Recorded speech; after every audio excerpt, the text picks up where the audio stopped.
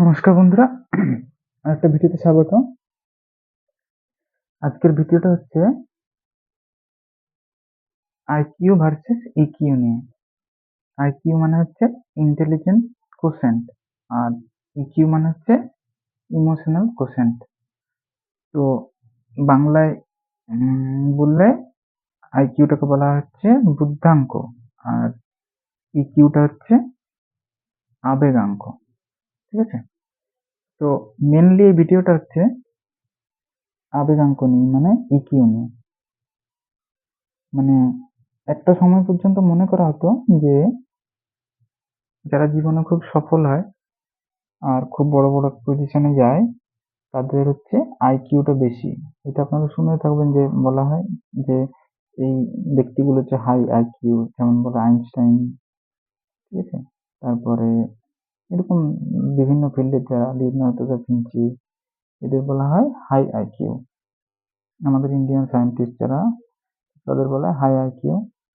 কিন্তু পরে এটা দেখা গেছে যে শুধু আইকিউ নয়, বরং আইকিউর সাথে আরো একটা জিনিস দরকার পড়ে, সেটা হচ্ছে ইকিউ, যেটা হচ্ছে ইমোশনাল কোশেন্ট। তো মেন ইমোশনাল কোশেন্ট নিয়ে তবুও একটু বলে দিই। আইকিউটা হচ্ছে আমাদের যে কোনো প্রবলেম সলভ করার ক্যাপাসিটি আর মানে ক্ষমতা আর কি।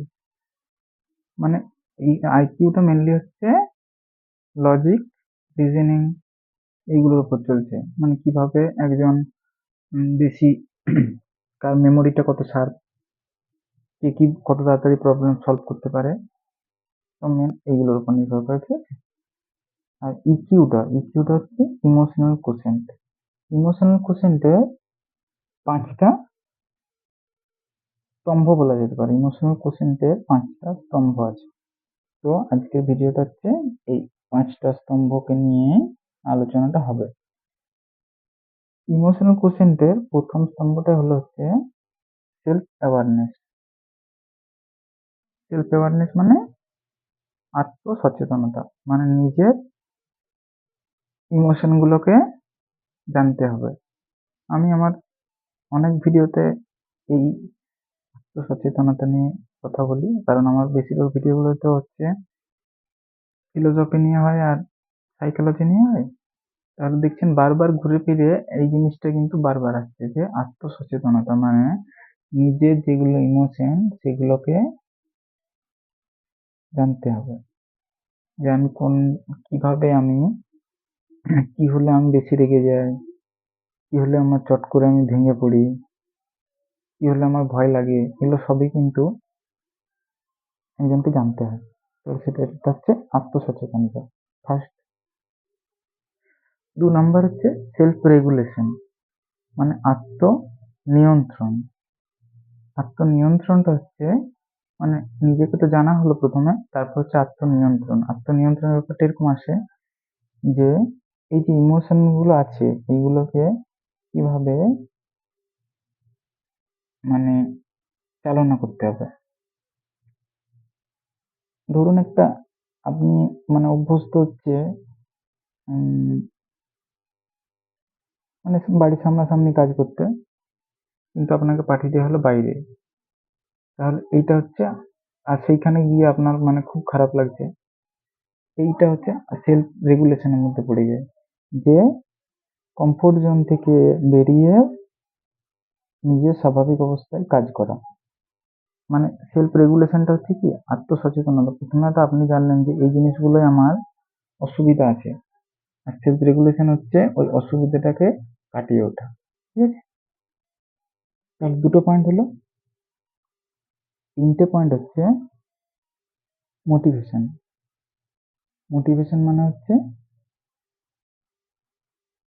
সবসময় নিজেকে মোটিভেশনে রাখতে হবে। মানে হতে পারে আপনি কিছু একটা করলেন, সেটা ভুল হলো, কিন্তু ভেঙে পড়ার জায়গা নেই, মানে আবার উঠে দাঁড়াতে হবে। এটাকে বলা হচ্ছে রেজিলিয়েন্স। মানে যে ভেঙে পড়ে না তাকে বলা হয় রেজিলিয়েন্ট, যে ভেঙে পড়লেও আবার উঠে দাঁড়াতে পারে। এটা হচ্ছে, তাহলে হচ্ছে মানে ভেঙে পড়লে, কেউ যদি ভেঙে পড়ে তাকে যদি উঠে মানে দাঁড়ানোর দরকার হয়, এই সময় অনেক কিছু মানে পাশাপাশি লোকেরও হেল্পের দরকার আছে, কিন্তু সবসময় তো সেগুলো পাওয়া যায় না। আপনি এটা এমন কিছু কাজ করছেন যে আশেপাশের লোক সেটা সম্পর্কে বুঝতেই পারছে না। তারা উল্টে আবার বলছে, হ্যাঁ এটা করলে তো স্বাভাবিক, আমরা তো জানতাম যে এটা করতে গেছে মানে তো বিফল হবেই আর কি। তাহলে সেলফ মোটিভেশন মানে আপনি যে করছেন আপনাকে নিজেকে উঠে দাঁড়াতে হবে। তাহলে হচ্ছে ৩ নাম্বারটা হলো সেলফ মোটিভেশন। ৪ নাম্বারটা হচ্ছে এমপ্যাথি।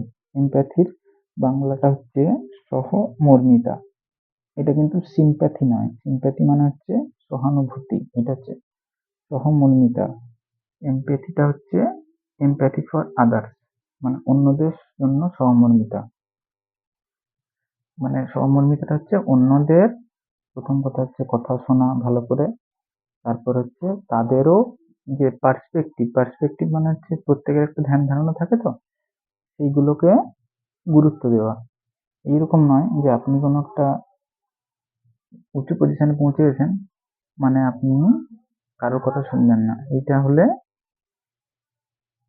চলবে না। মানে সবার ভাবনাকে গুরুত্ব দিতে জানতে হয়।